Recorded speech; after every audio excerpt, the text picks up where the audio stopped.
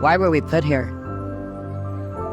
I think everyone wants to know, why were we put here? Why are we on earth? Let me put it this way, I like to think that God is real. The Bible, that's controversial. Thank you for asking.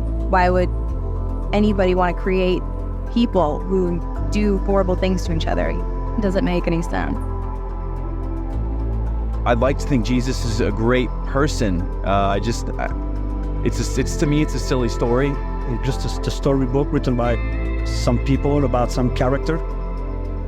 I do think God is so big and so vast that we'll never get to know him exhaustively. I don't know. I don't know if there is one. I just pretend, I guess, and hope that there's something else out there. I think I'd be ignorant to say that Christianity is the only right religion. I don't know what the right religion is. It's just what I believe it is. My view on anyone who claims to have a monopoly on truth is that there's no one truth about anything. I think that a lot of religions say the same thing in different ways. I was raised atheist. I don't believe in a higher power, but I also don't claim to know everything about the world.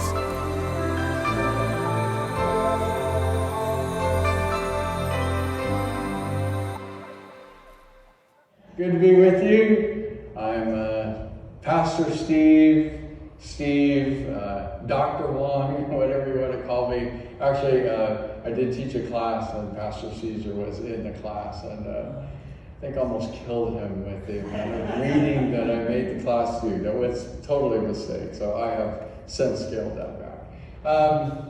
But it's good to be here with you, and I'm happy that Pastor Caesar invited me, and I think the reason that he invited me here is because this is the first of the series, and he wanted to make sure that every sermon after this was better. So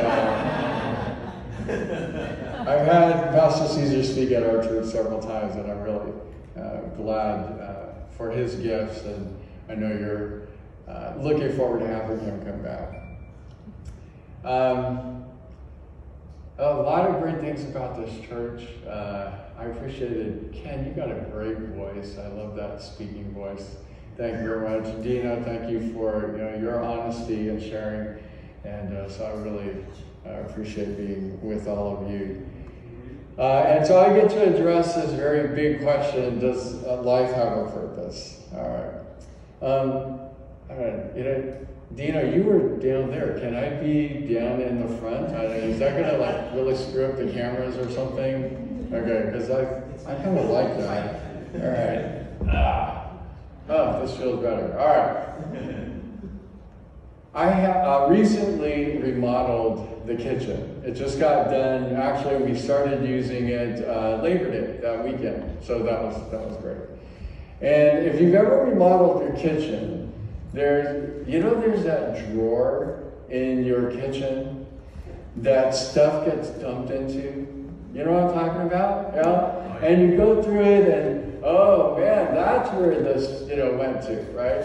And then there's some stuff that's in that drawer that you wonder, what is this? I don't know what to do with this. So we had a drawer like that, and I remember we got to that drawer because we had to, take everything out. They're getting rid of all the cabinets and putting in new cabinets. And most everything in that drawer got thrown out. Why? Because it didn't have a purpose. We didn't even know what some of those things were for. I remember there was one thing in there, I looked at it and go, I don't even know what this is. And so you just toss it out. And I think a lot of us worry about that for our own lives. Is my life just like something that's in a junk drawer? It's just sitting there, it kind of is useful for a little time, and then after a while, because nobody knows what it's really for, right? It just gets tossed aside. And I don't want my life to be like that. And I'm pretty sure you don't want your life to be like that either. So how do we find out what our purpose is in life? And so the obvious answer to that is go and ask a bunch of random strangers, right? No, I'm just kidding. But as a part of this Explore God series, they did go and ask a whole bunch of random strangers. And so I want to show you the video of how these people answered that question, does life have a purpose? So let's roll it.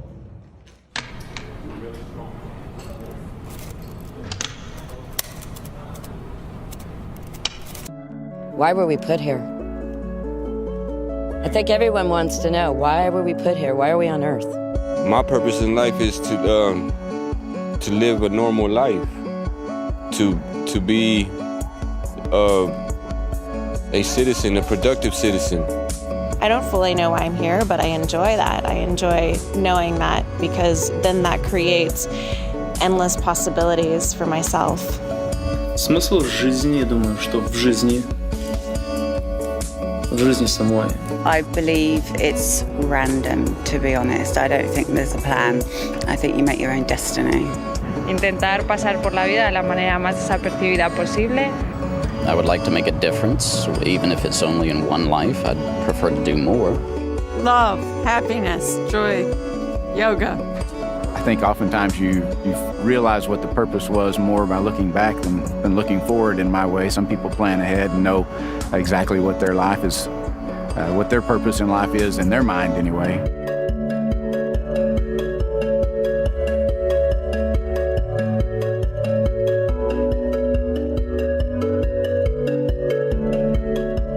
I find direction in life by just meditating daily, just coming out here to the beach. Whether it be spending time with friends or family or putting some gas in my boat so I can go fishing and catch a few fish, go home, have a fish fry. I live day by day, and I like to take it like that. Society wants you to think that your life's purpose is all about work and making money and moving forward from that direction, but I think that's wrong, and I'm still trying to figure out what's right for me. I'd say that because I think the meaning of life, in my opinion, is to find something that you're passionate about and use that passion to make the world around you a better place. 我相信每个人的生命中都有一个目标，而且那目标只能在神里面找得到。I mean, I think everyone has a reason to live. Everyone offers something to this world, whether it be bad, whether it teaches people to be good, or whether they're good themselves. But I think everyone has a purpose on this planet.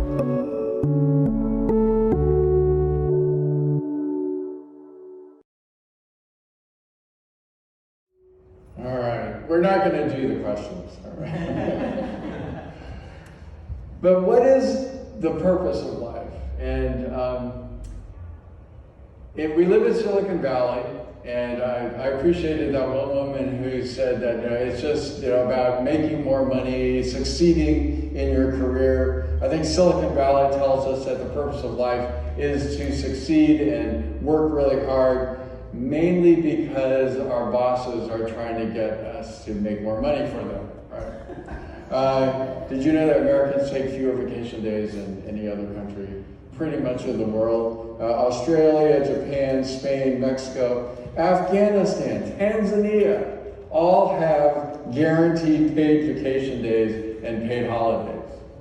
How many paid vacation days and paid holidays are mandated by U.S. law? 0. Did you know that? So we're being told, I think, that the purpose of our life is to work hard and to work harder. And being Asian American and coming from an Asian background, what does Asian culture tell me is the purpose of life, right? To, I don't know, have that bumper sticker that says, Harvard Dad or something like that. Well, that's not going to happen for me. Well, my kids all finished college and none of them went to Harvard, so that's fine. They did okay, but have the biggest house, have the nicest car. What are the things that Asian culture is telling me I'm supposed to do? Or, think about ads. I don't watch a lot of TV, and mostly I watch TV on my DVR. So I skip the ads. So my daughter was watching the team that Deion Sanders is now helping out with, right? Colorado. And so I guess everybody's watching to see how they're going to do. And so she's watching the game, but she's not watching it on the DVR. So I'm watching the ads. And what do you see in the ads? The ads are, what are the ads telling us?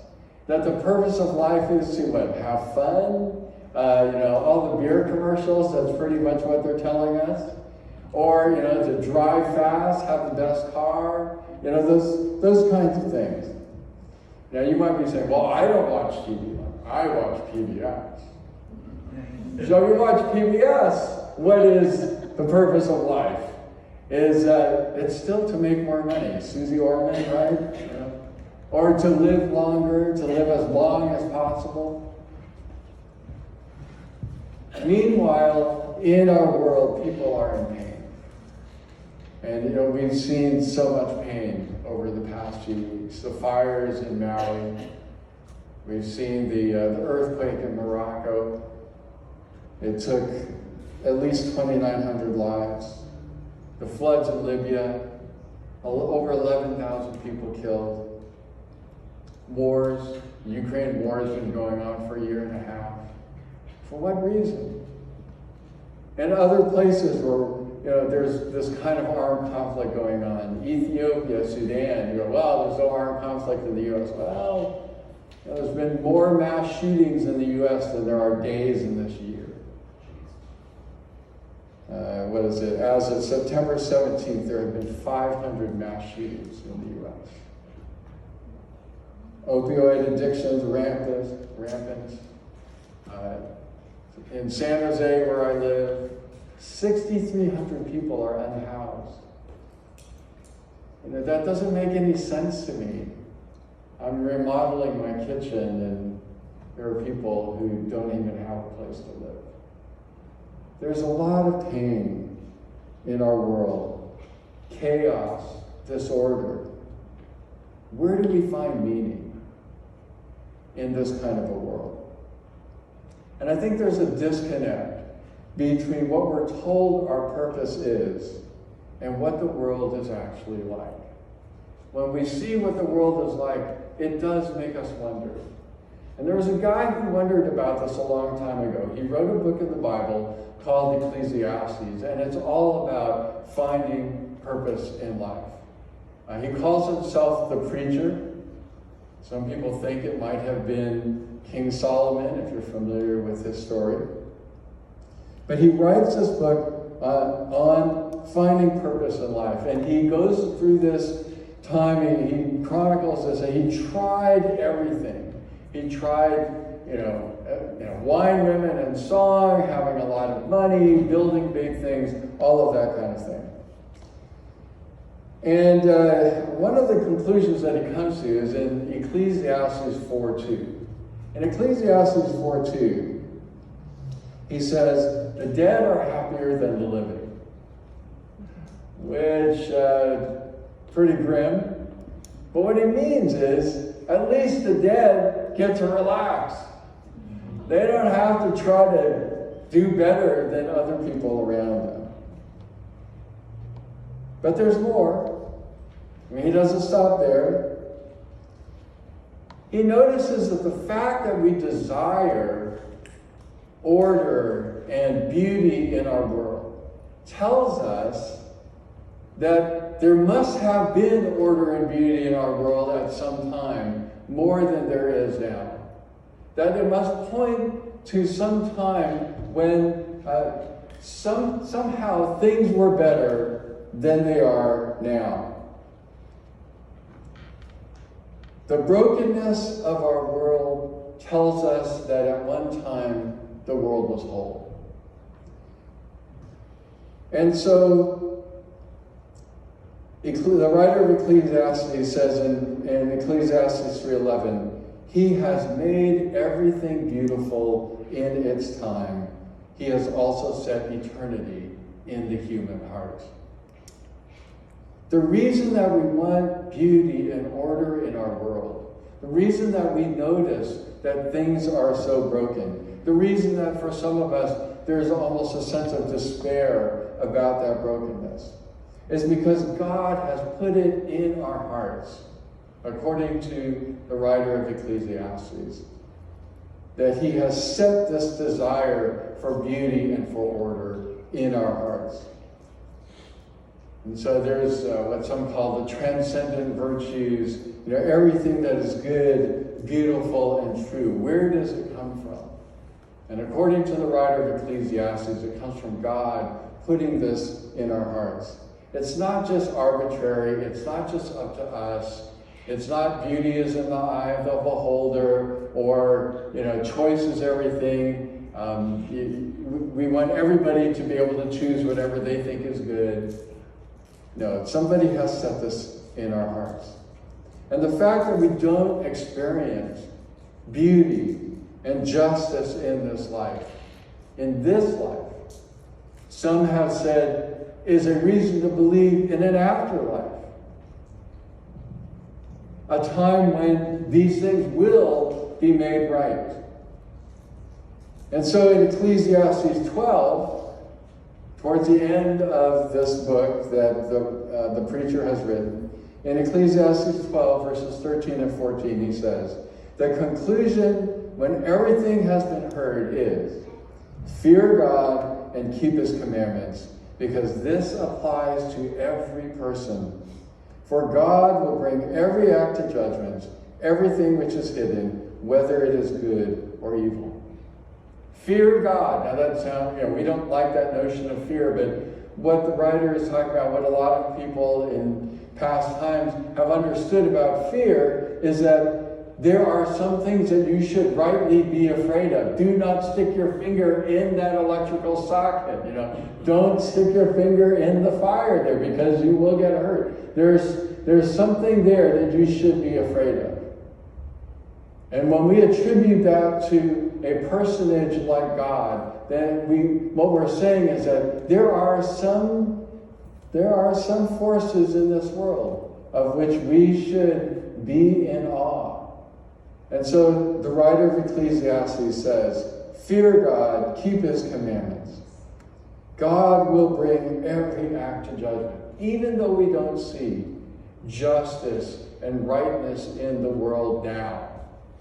There will come a time, the writer is saying, when this will come about. God is going to make things right. And so, to ask that question, does life have a purpose? Yes, life has a purpose if you believe in God. That's what the writer of Ecclesiastes is saying. Life has a purpose if there is a God. As someone who is a follower of Jesus, I would call myself a Christian, and I believe that God has a purpose for you. God has a purpose for you and wants you to have fulfillment in your life. You go back to the early Christians right after the life and death, and we believe the resurrection of Jesus. And those early Christians who were followers of Jesus, they were persecuted by the Romans. And so we have records of all of the persecutions they went through. In the 2nd century, there was an emperor, Marcus Aurelius, who really kind of lowered the boom on Christians. Why did the Romans care about Christians? What was wrong with Christians? See, in the time of Jesus, there were Jews living in Palestine, and the Romans considered them somewhat troublesome, but they had kind of a deal going on with them. As long as you don't make too much trouble for us, we'll kind of let you keep your religion and all that. You can have your place of worship, that sort of thing. But they recognized that there was a problem, which was that the Jews did not want to worship the emperor.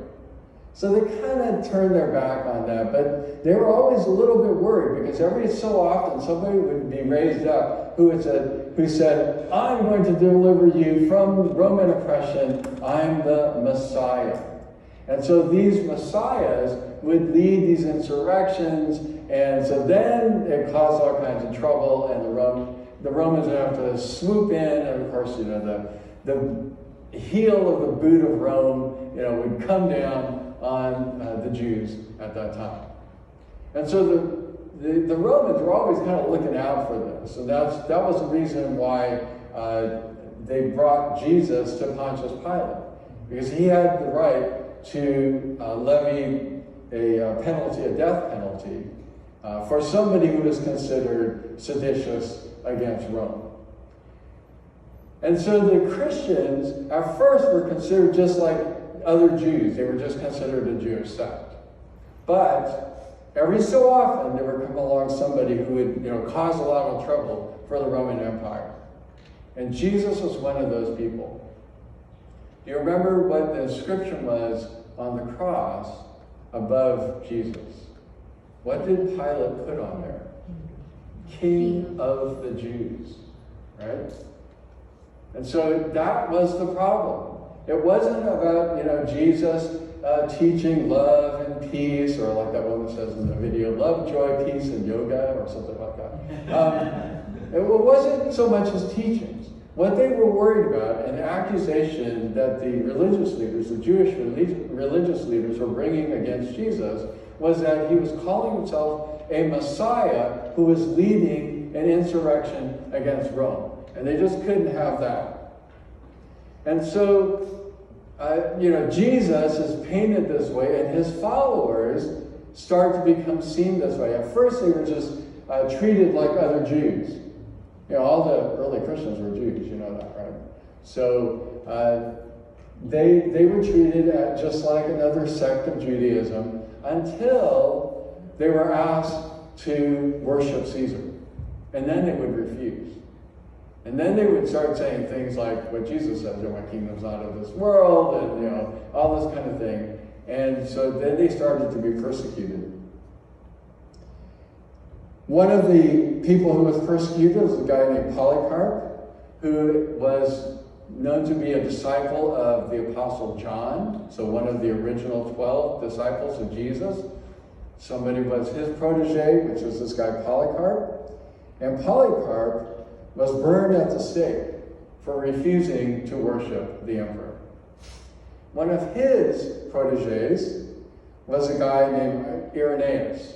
And Irenaeus became a missionary going from Palestine out to France, the south part of France, to Lyon. He was under a church leader there who was also killed for being in insurrection against Rome. And so when he was killed, Irenaeus took over. And so Irenaeus starts writing, and he also was persecuted. And so you can imagine trying to be the head of a church during this time. Not only the church, you know, one single church, but all the churches in Lyon, where, you know, they'd been missionaries and they were trying to start churches and that sort of thing. And so Irenaeus is having to tell people, you know, the Romans are persecuting us, but it's okay. Well, it's not really okay, but, you know, it's there's a reason for this, and something is going to get you through that. Meanwhile, he also has other people who are calling themselves Christians who are saying, let's just give it up. This world is not worth it. And they start coming up with a worldview that says this world is really kind of false and evil. These are the people that we call Gnostics. All right, now, I understand what they were trying to do. They were trying to follow God, trying to follow Jesus at a time that was difficult. And Irenaeus was trying to combat this, these kinds of teachings, while the Romans were also knocking at the door. It would have been very tempting if I put myself in Irenaeus' shoes to just give up. It's not worth it. There's so much trouble in the world. Why bother? But he says something in one of his writings that has continued on through the centuries. We look back on it and we say, wow, how could somebody say something so hopeful and so joyous in such a difficult time? And what did he say? He said, Gloria Dei vivens homo, which means the glory of God is a human being fully alive. Be fully engaged with life. You know, and there is something to what that woman was saying, you know, life, happiness, and yoga. Well, what is she saying? Be fully engaged in life. Don't give up. You know, look for the joys, those glimpses of joy. Gerard Manley Hopkins wrote a poem, and the first line starts, the earth, sorry, I'm riffing here, okay. But the world is charged with the grandeur of God. If you look, you know, instead of seeing all of the despair and the hopelessness, if you really look, what you're going to see is glimpses of God coming through. And so, you know, like that you know, electricity in the socket, and like that fire that's going to burn you, but there's also a beauty to it. There's also a power that gets things done. And you can see that if you will look past, you know, some of the brokenness and other things that might be so hurtful, and see what a great and awesome God is behind all of this. The glory of God is a human being fully alive. What was Irenaeus saying? He was echoing the teaching of Jesus. In John 10:10, Jesus is responding to Jewish religious leaders who literally were extorting people so that they could live luxurious lives. And they're beating down these people and saying, you've got to give us your money, and you've got to live life in a particular way. And what does Jesus say? I have come that they might have life, and have life to the full. Life to the full. That's what Jesus is offering. He wasn't promising wealth. That wasn't the point. He was promising purpose. He was promising meaning. He was promising a connection with the God that is already there and reaching out to people. And that's what he's saying. Like in another place, Jesus says in Luke 17, the kingdom of God is already among you. Some people translate this, the kingdom of God is within you. God is reaching out and wanting to touch you. And he's right there. The world is charged with the grandeur of God. Are you living life to the full? Have you found this kind of purpose and meaning in life? Don't throw your life away because you think it's junk. Because it's just kind of been put in what maybe for some people is kind of their junk drawer. But come and explore God. Learn what Jesus has to say.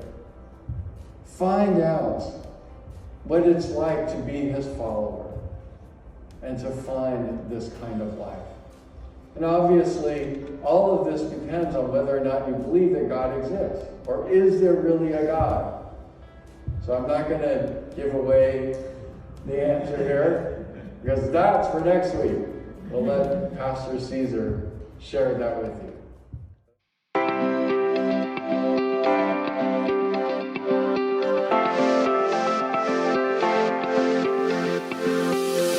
Thank you for joining us for this week's message. Gracepoint Church is located in South San Francisco, California. For additional content or to find out more information about Gracepoint Church, visit us online at wearegracepoint.com.